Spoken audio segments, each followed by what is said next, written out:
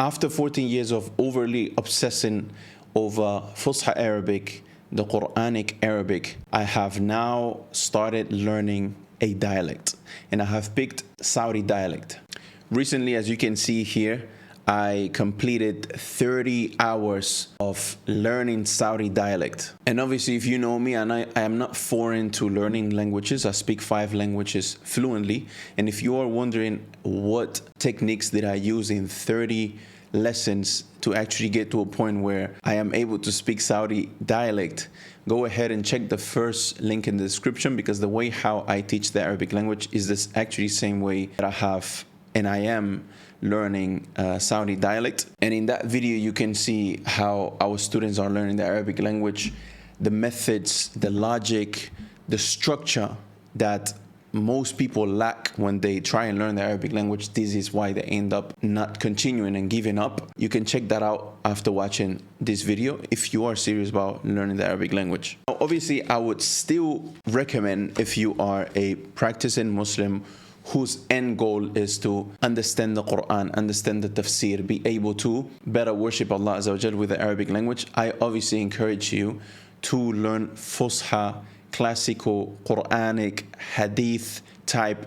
Arabic. And the reason why I am learning Saudi dialect, a few months ago we did a tour, the Arabic Revival 360 tour across 5 cities in Australia. And it was very eye-opening for me because I reminded myself of a lot of concepts that I thought were already very embedded in myself, but subhanallah, the one that calls to something is the first one that benefits himself.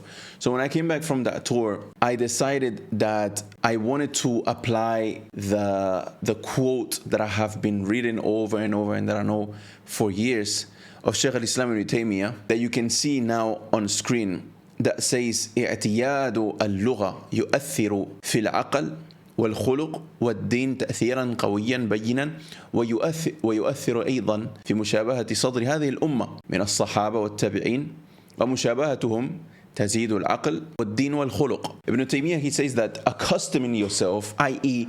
taking the Arabic language as your first and go-to language, i.e. the one you think with, the one you speak to your family with, the one you speak to your children with, is something that affects the mind, the character, and the religion. And it has a strong and clear effect in yourself, your behavior, your way of thinking, your way of even dressing. And it also brings about resemblance to the earliest generations of this ummah, the companions, the Sahaba, Tabi'in. And that resemblance increases one's mind, religion, and character. And I can tell you, speaking 5 languages, that every language that I have a different personality in it. And when I speak the Arabic language, I just feel, as weird as it might sound, I feel more righteous. And because I am speaking in Arabic, it doesn't allow me to say certain things that I might have grown up saying, that as soon as my iman is a little weak,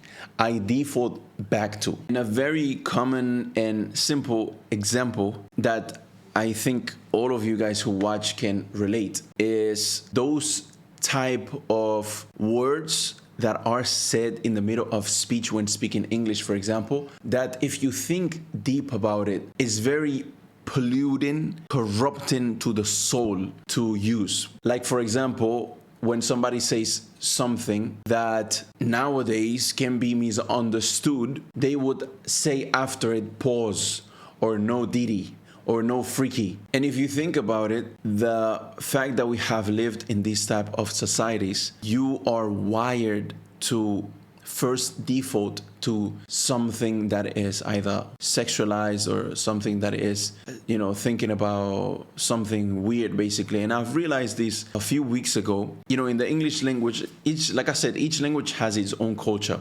And I had a childhood friend come to visit me here in the UAE, and he stayed with me. And he obviously speaks Spanish because that's the language that I grew up. And my English mind, i.e. my urban English mind, when he would say things, that in English you would say pause, I realized that, subhanAllah, with my childhood friends, it's no need to say pause.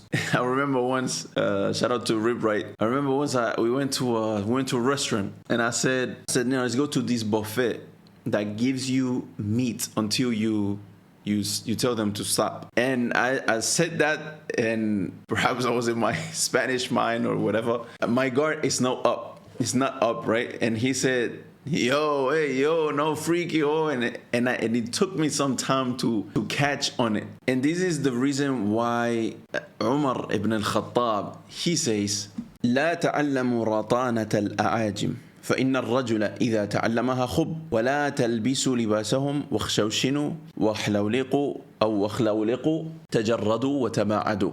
Umar ibn Khattab, he says, do not learn the speech of non-Arabs, i.e. ratana. For when a man learns it, he becomes corrupted.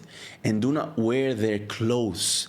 Instead, live simply, roughen yourself, and remain distinct. And this shows again the sharp and in-depth understanding of how if the Muslims start using other than the Arabic language, they will start taking ways of those who speak it. And those who speak other language than the Arabic language, most of the times they believe in other than Allah, and they worship other than Allah. And so those beliefs is what causes somebody to behave a certain way, is what causes somebody say certain things. So the point is that there is a massive correlation in between language and behavior, and therefore belief, because what you believe is how you start behaving according to those beliefs, and how you start speaking, and how you start wearing, and the clothes you wear, and so on. So I have seen that if I were to optimize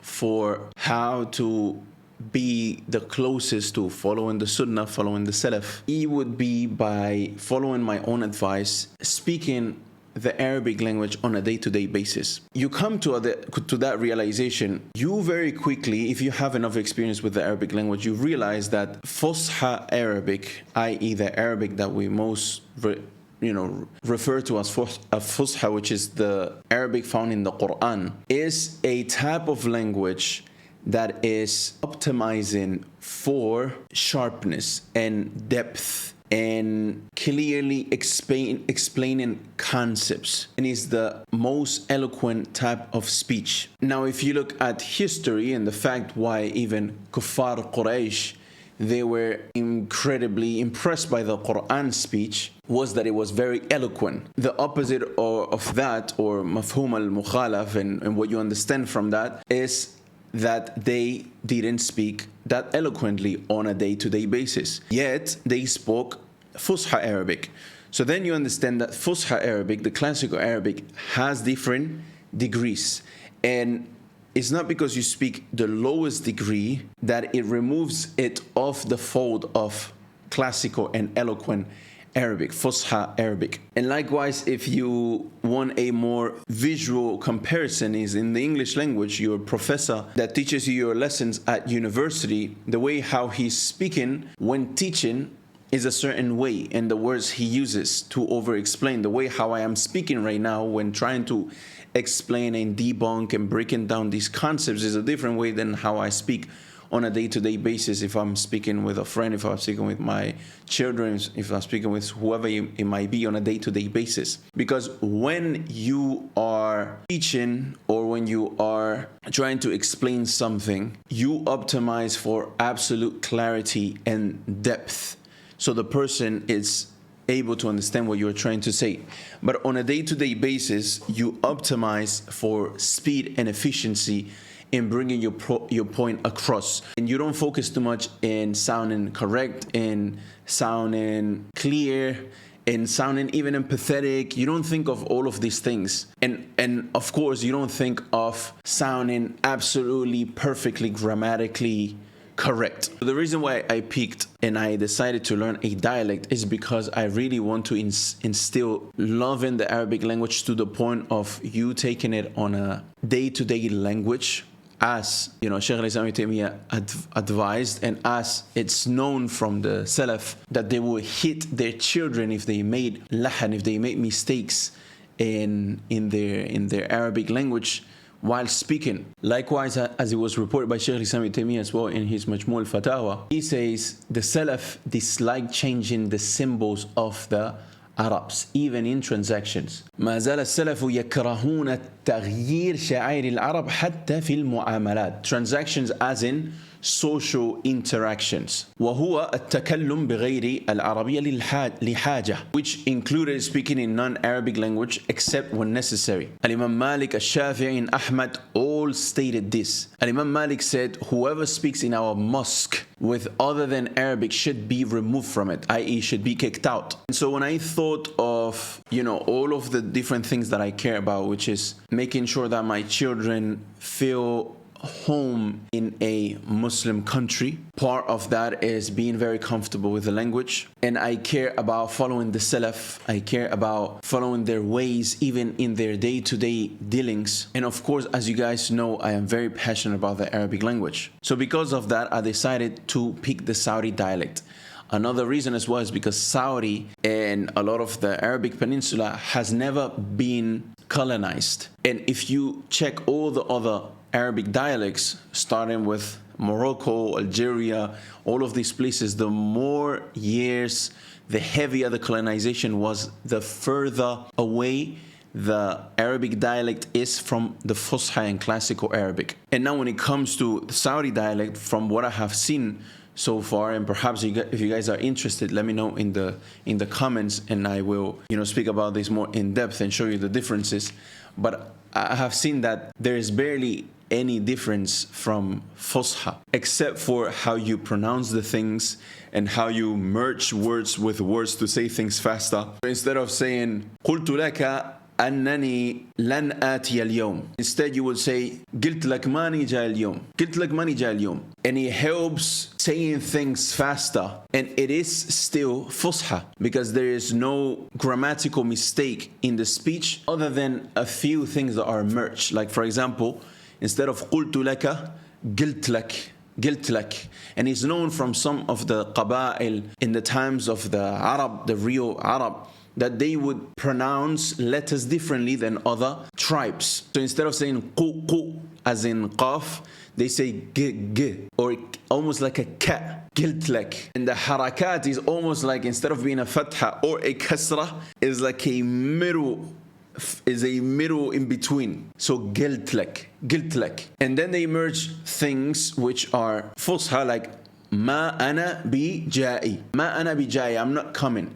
They say ماني جاي, and it's basically ما أنا بي ماني بجاي. And sometimes they might even pronounce ما هو بي, ما هو بذكي لذاك الحد, ما هو بذكي لذاك الحد. He is not ما هو بذكي لذاك الحد, ما هو بذكي لذاك الحد, ما هو بذكي لذاك الحد. So far I'm loving the process, and I think that it's beneficial at the right time. And I think as well, just like when I interviewed the author of the Medina books, just like when I interviewed the author of the Arabiya bin Yadik books, he clearly said himself as well. هناك أبحاث أصلا صدرت في هذا الشأن، من يتعلم وبالذات في اللهجة الخليجية، أبحاث في أمريكا، من يتعلم اللهجة العامية وينتقل إلى الفصحى لا تكون سلسة، يعني يكون كأنه يتعلم من جديد أو قريب منه. ومن يتعلم الفصحى لا تعجزه العامية ويعرفها بسرعة، فالفصحى تقودك إلى الجميع. لكن مثل بعض الذين لا يريدون إلا اللغة الشفهية غالبا خليط بين العامية والفصحى، إذن هم يحتاجون إلى الطريقة المباشرة. So my advice is start with Fusha. Get very comfortable with Fusha. If you want a proven method that works, go ahead and check the first video in the description. In there I explain it in more in depth how to go about in 40 minutes, and I show you as well students who have already done it. So hopefully you can be motivated to follow the same steps as them. And then later on, if you really want to take the Arabic language and make it your first language that you refer to because you are Muslim and because you love to speak in the language of the Quran, even if it's at the lowest degree of eloquency, then go ahead and learn a dialect later on. I hope you benefited. Wassalamu alaikum.